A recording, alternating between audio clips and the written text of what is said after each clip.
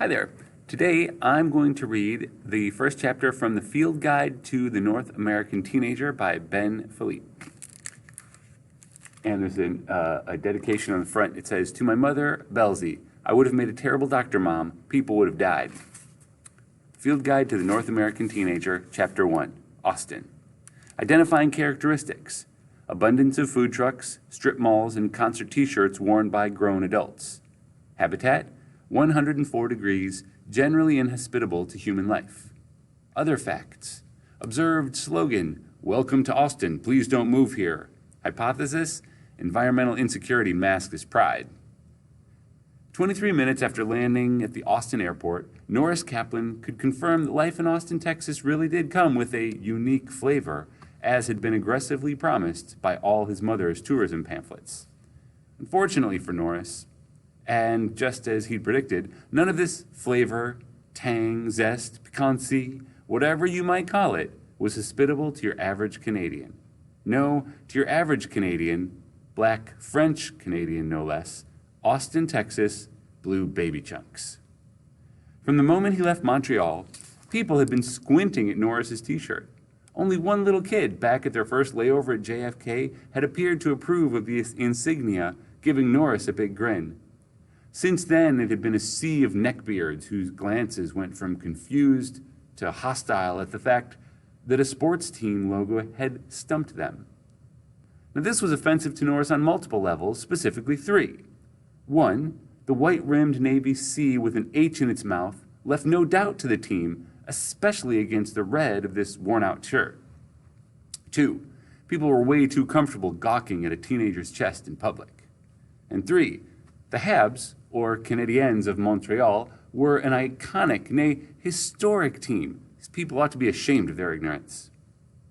As Norris had learned over these past few hours, one of the ways in which airport people interacted was by recognizing each other's self-branding. College shirts, home state visors, high school rings. He'd witnessed nods of approval, high fives, and fist bumps occur without the two parties even slowing down from their respective paths. His mother, Judith, was less skeptical. "Honestly, Nor, you can't write off an entire state. Country because your t-shirt didn't get recognized in an airport. You're being ridiculous." "Wasn't writing off anything," Norris had grumbled, pulling up his headphones. "I'm just saying it doesn't bode well, like seeing a white dove before going to war." All his life, Norris could count on his ability to strike up a conversation with anyone, French or English speaker, black or white, based on this sigil. Hockey was a third language back in Montreal. Where they were headed now, it would apparently only be a third eye in the middle of his forehead, as would most things about him. Black, French, Canadian. Based on sitcom jokes alone, Norris knew Americans were predisposed to dislike all three of those things. Why his mother couldn't see, or at least acknowledge that, was beyond him.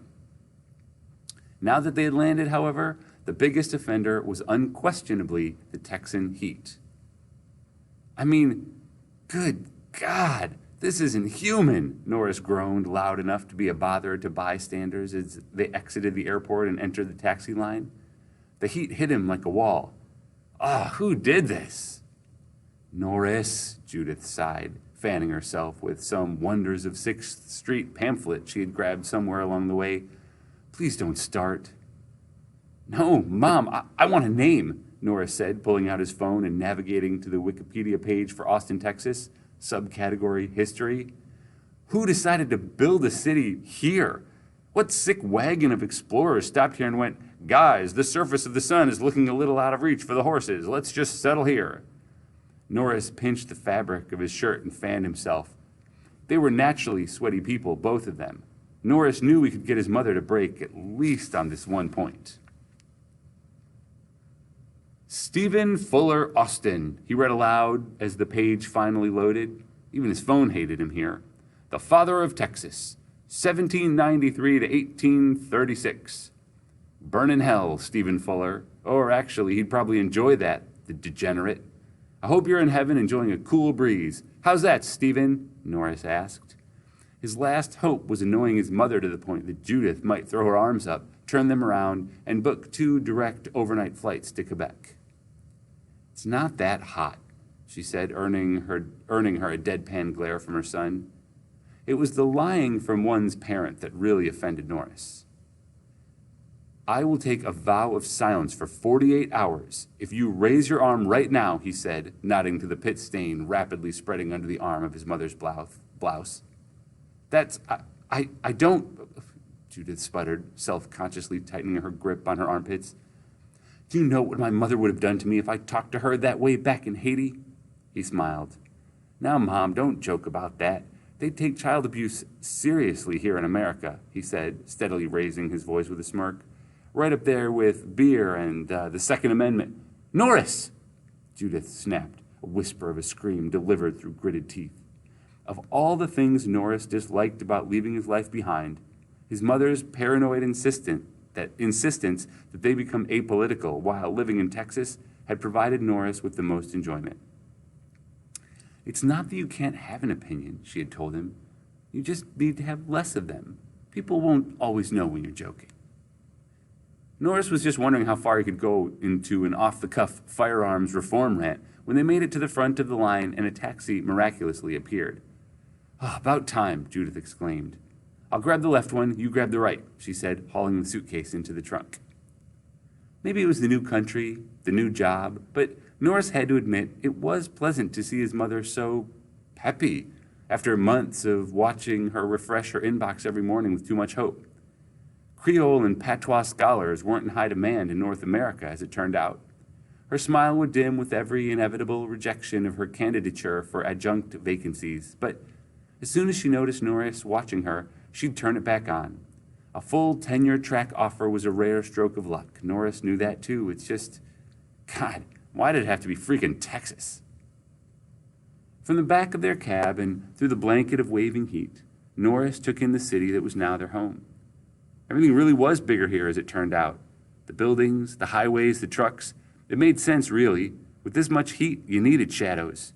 He didn't spot warehouses of spurs or other cowboy accessories, and there weren't any stagecoach collisions on the highway. But he did count no less than 4 Keep Austin Weird signs and 1 Welcome to Austin, Please Don't Move Here tag. Austin was definitely a city with a very imbued sense of self, Norris thought. Maybe the rest of America had praised it too much as a child. "It's an amazing city, Norris," Judith continued, intent on selling him on the city even now. She pulled another pamphlet out of her bag and foisted on him. "They have movie festivals, music festivals. That South by Southwest thing. Ooh, Elijah Wood has a house here. In what universe is that a selling point?" They drove past a high school, or rather, a ridiculously massive football field and a square building in the background flanked by yellow buses that Norris assumed to be a high school. The grass on the field was so green compared to the rest of the brown patches of lawn that Norris would bet his life that it had to be plastic. For all he knew, this might even be his high school.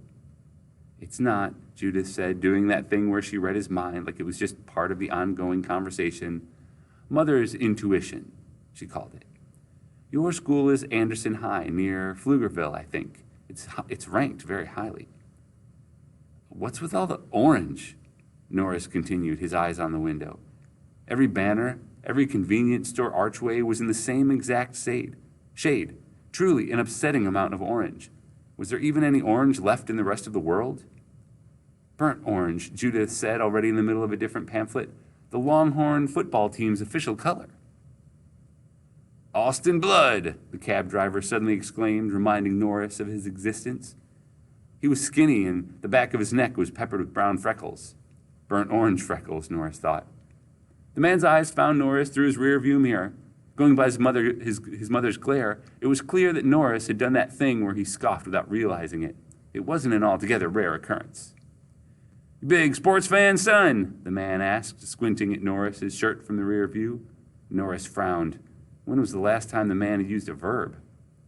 "Oh, yes," Judith eagerly confirmed. "Oh, boys and their sports. Some things don't change wherever you are." The driver chuckled. Norris could swear he detected a hint of fake Texan already slipping into his mother's grossly heteronormative statement. "What does that C on your shirt there, son? Colorado?" the man asked with a furrowed brow. "No." Well, I know it's not the Carolina Panthers," he continued pensively. Norris had apparently entered a non-consensual game of charades. Not Charlotte, is it? What do you call them, the Charlotte Hornets? Is that what the H is?